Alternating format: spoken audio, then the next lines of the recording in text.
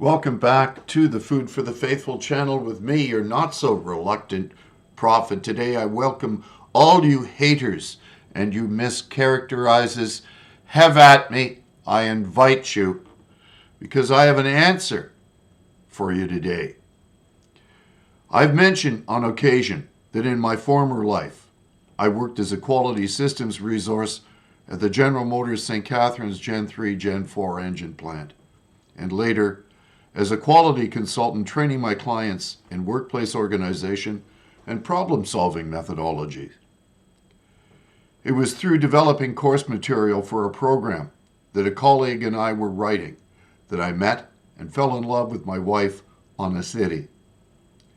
She had noticed that our course had been advertised on LinkedIn and became interested in applying some of its training methods in Norway, which is quite remarkable since she was educated at Norway's Sjøkrigsskolen, Naval Academy in Bergen, at Staff College in Oslo, and subsequently, and purely for fun, took a Bachelor of Arts degree in Art History and Philosophy from the University of Oslo, all of which has nothing to do with manufacturing.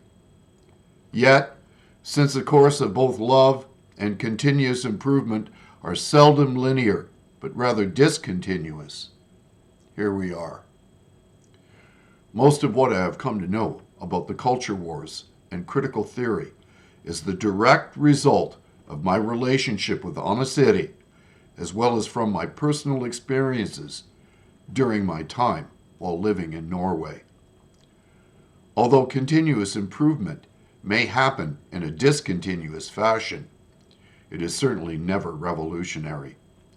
When Dr. Edwards Deming, among others, helped Toyota to develop the Toyota production system, he did not tear down the previous gold standard for production excellence, the Ford production system, but rather he helped Toyota build upon it.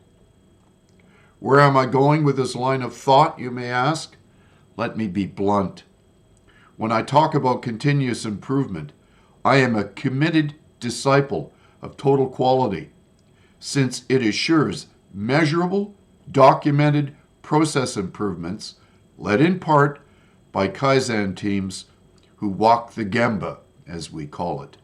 In other words, this method engages those who are directly involved where production issues are cropping up so that they may be resolved at their sources to have their root cause or causes both identified and corrected.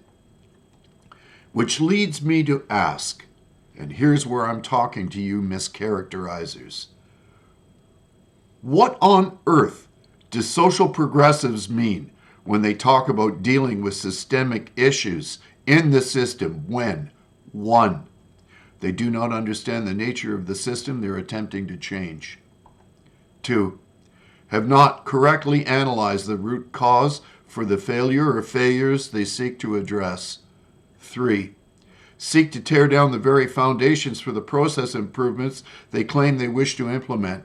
4, have no idea how to create a more productive system. 5, mischaracterize others who are involved in the actual processes by calling them names while marginalizing them instead of engaging them in continuous process improvement. 6, refuse to measure the actual outcomes of their many failed attempts to create change to rid them of unwanted waste, cost, and variation. And finally, 7, fail to realize that their attempts to create change have instead created chaos, disunity, and disorder.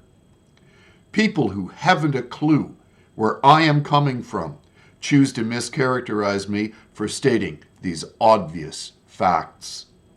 Moreover, there is a mathematical reason why I teach my clients to ask why 5 times to drill into the issues they are facing. Asking why 5 times is based upon the Pareto Principle's 80-20 rule, where 80% of your problems exist in 20% of the issues you're encountering.